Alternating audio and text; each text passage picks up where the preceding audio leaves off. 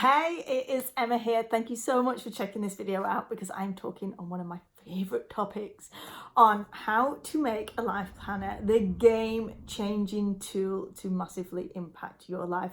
So this is a question that I put out to my audience and I asked them, have you ever bought yourself a planner with the great intentions of the new year to fill in feeling hyper motivated at the beginning of the year to then literally leave it on the shelf gathering dust? Resounding answer was yes. Yes, you are attracted to the shiny object of a nice new planner, only then to fall by the wayside and just not make use of it. And this really makes me sad. It does make me sad because I know I have absolutely been there too. I have bought so many different planners and a lot of them, there's a lot of information to get in and they can be overwhelming. Some are too in depth, some don't have enough features. And this was really the big driver behind me creating this. So the Get Your Shizzle Together Life Planner was something that I created from a frustration of either being overwhelmed by too much going on or not having enough elements, and I wanted something that worked for me. But even when I started out and somebody introduced the idea to me of using a planner, I had so much resistance against it, having to have the right headspace, having to have enough time, having to be organized and planned. I am not an organized person. I am messy. I am go with the flow. And it was when I got to a space of like being so overwhelmed, so stressed out as my goals got bigger and I had more going on with my life, with business, with family. I simply knew that I had to do something about it to get my life in order and to feel like I had my shit together and that I wasn't losing my mind, because I think we've all been there. So what I wanted to share with you today is some top mindset shifts to help you to get into the habit of using the planner and to allow it to become a game-changing tool for you too. So let's get into it. So my first tip is for you to consider, what is the belief? Because when it comes to anything, if you have some limiting beliefs around doing that thing, then guess what? You're not going to freaking do it. So what are your beliefs around planning? So as I just spoke about in the intro, is it that I don't have enough time for this? I don't need a planner in my life. I don't know if it's going to work with me. Start to consider what your beliefs are and then allow yourself to reconnect with the reason why it might be a good idea for you to shift this belief. So if you're looking at some of the reasons why it might be good for you to get into the habit of using a planner. So if you are feeling stressed, if you are feeling overwhelmed, if you suffer from procrastination, a planner is going to help you with all of these things. And it's okay for me to tell you that you need to get a planner because I truly believe that you do. But you've got to start to believe that for yourself. You've got to believe in the idea that this tool is going to help you. So re-establish a reason why, and we talk about this lots in the power of goal setting, and using the planner can be a goal in itself. But why is it important for you to do this? What is it going to bring to your life? And then start getting excited about the idea that this tool is going to help you to get your shit together. Step number 2 is to make it easy. So one of the general rules of habit creation is that we are more likely to stick with something if it's easy. So how could you make using a planner easy? Now, one of the big things that people come up with, the reasons behind why they haven't got started with the planner, so whether they go and download the free version of my Get Your Shit Together Life Planner or have the hard copy, there are some training videos that go with it, and I created those to really walk people through the process and how to get the most out of it. But I've also come to realize that that's a huge barrier for people, and they tell me that they don't have the time or headspace to sit down and work through that training, and I totally get that. However, it comes back to the old saying, if nothing changes, then nothing changes. So there are times when we might just want to ask ourselves, okay, how could I make this easy? you could drop me a message and just say, hey, how do I do this? Or how do I get into this? And simple, it's done. You're also maybe getting into the process of overthinking it, because all those videos are a quick rundown, quick run through to show you the basics behind it. And we get into this bad habit of perfection identity, and with habit creation it's all about repetition rather than being perfect. So the key here is to make it simple and just get started. For me, when I wake up in the morning, my planner's there on my desk. It's actually on my kitchen table because that is my desk right now, and it's there. It's easy for me to get to. It's in plain sight. It is at the forefront of my mind because it's there in the morning when I get up and I want to do my planning work. It's also there in the evening when I want to do any reflection work. It's easy for me to access. It's not over on a shelf somewhere where I have to go and look for it and dig it out. And for all those super hyper tidy people in the world, you can put it neat and tidy, but if you have it in plain sight, it's going to be easier for you to come to day after day and make that practice consistent. And part of the making habits consistent is look at where we can start to stack habits one on top of the other. And this is where you would start to build and cultivate a morning routine, an evening routine. And if you're interested in building those areas, I am going to do a video next week on my own morning routine and how we start to stack habits one on top of the other. So a habit stack is when we have this pre-programmed habit that we already do. So you may have a habit of in the morning you get up and have a shower. Once you get out of the shower, you brush your teeth, you then put your face cream on, you then put your deodorant on, then you go and get dressed. So all of those habits are stacked one on. You don't really have to think about them, right? So what we look at doing is when we implement a new habit is just to stack it on the back of another one. So a habit that I'm working on stacking at the moment is to do some laundry every single day. So as I come back from dropping the kids off from school, I do the laundry before I go and walk the dogs out. So it's just stacking that habit into my existing routine to be able to build it on. So you could look at stacking your morning routine habit by just having 5-10 minutes working, writing stuff down within your planner. Tip number 3 is to write it once. How many times do you have a bazillion pieces of paper flying around everywhere, and you might have an appointment with the school teacher, you've got your dentist appointment, you've got your doctor's appointment, all the different items that you're writing down. If you already use a diary, then having a life planner is about shifting your diary into the life planner. So you don't have to have two separate things. So you write everything in one place. You write your to-do list in one place. You write them in your planner.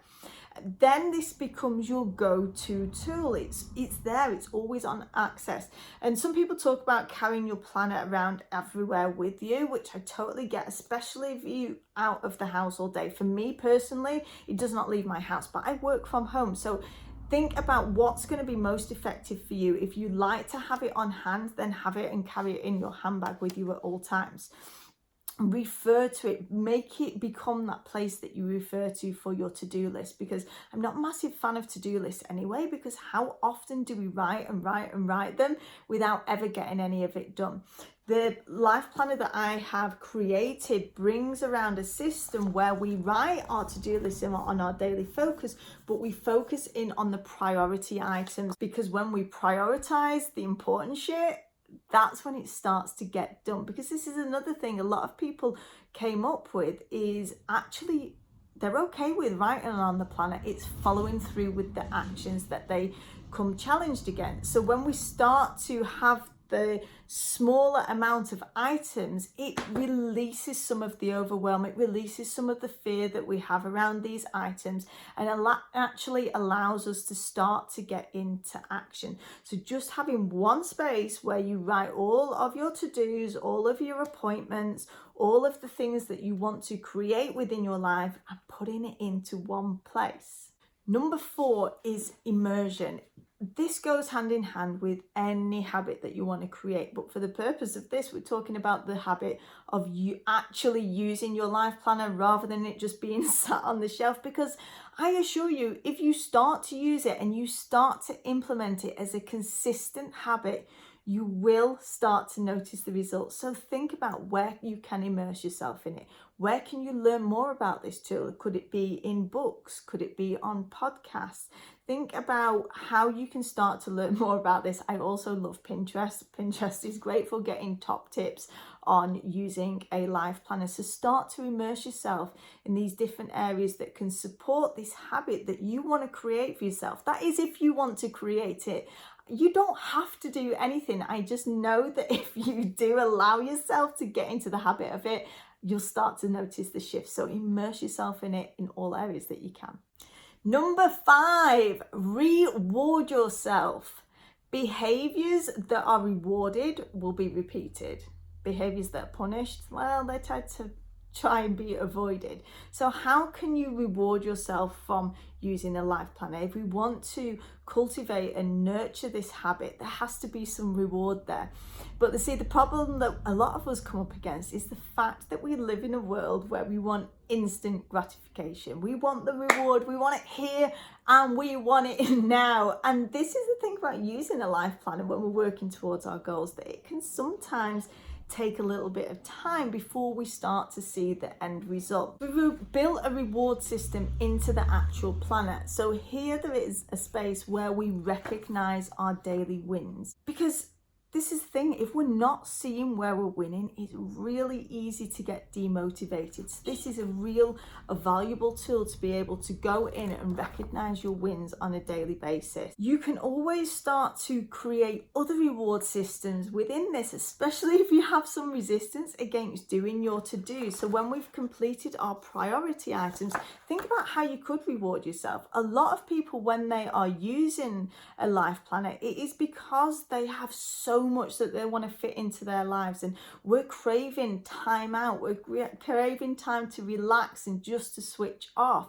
So your reward could be that. It's be like, okay, have I done my priority items today? If I've ticked them off, I'm feeling good about that, I've recognized it, I'm celebrating it as a win and reward, then I'm actually going to reward myself by switching on some Netflix and feeling not guilty about doing so, because you know that you've got your items done. So look at how you can build a reward system where you get that instant gratification whilst you're waiting for that long-term gratification. And it doesn't have to be something that you pay for. You know, we'll talk about a reward like going to the cinema or having a night out. It can be something just as simple as being, okay, I've got my shizzle done, I'm feeling like I've got my shit together, I can now take some time out and have a little bit of a Netflix binge and feel good about doing so. Number 6, my final tip, is culture. We pick up habits from the people around us. It is human nature. I mean, how many of us, you know, if you go to a new town or start hanging about with new people and you start picking up the things that they say, you even start picking up their accent, like we all do it. I find myself doing it all the time. I do it here. People in France, they have, what is this? I find myself doing it to my children. It's totally a French thing. Like, we pick up things, habits, behaviors from the people in our environment. So if it happens with these weird, quirky things, we can also do it with positive habits that we want to create. So think about it. If you want to create the habit, the culture of being a person who writes in a life planner to help them achieve their goals, then look at how you can increase that. Could you get yourself an accountability partner, a friend, a member of your family, some other woman who has got big goals and ambitions just like you, so you can check in with each other? Could you cultivate your culture within the group? Of course, the Get It Girl community is an amazing place. I am always in there talking about using the planner. There's people in there posting the pictures. So looking at how you can start to create this culture around you, wanting to create a habit where the people around you, it's just normal for them. Within my Shine Squad, this is my exclusive membership group. Everybody in there is using the planner. It's just normal. They're posting it, they're sharing it, they're writing in it on a daily, on a weekly basis. It is just their normal. And as new people come in, they start off slowly, but then they start to get into the rhythm of it because they see everybody else doing it. But they also start to see that the people within that group are creating with their results. So those are my top 6 tools for helping you to start to really nourish, but also enjoy the process of using a life planner. And it always comes down to not so much focusing on the end goal, focusing on the systems and the processes, the habits, the rituals for you to use, for you to utilize, and for you to help you feel less stressed, to free up more of your time to do more of the things that you love. I really hope that you enjoyed this. If you did, make sure that you give this video a thumbs up. If you have any questions or comments, then please leave them in the comment section below, as I would love to know what your struggles may be, so that we can help you to overcome them. And of course, if you do not have, you're free. This is the hard copy, but there is a free downloadable version of this if you want to get to grips with using a planner and the trainings that come with it. And honestly, you only have to spend a little bit of time just getting your head around it. You can ask me the questions, but start using this tool, and I promise you it is going to change your life like it has done with mine. Thanks for watching, and I shall see you all soon.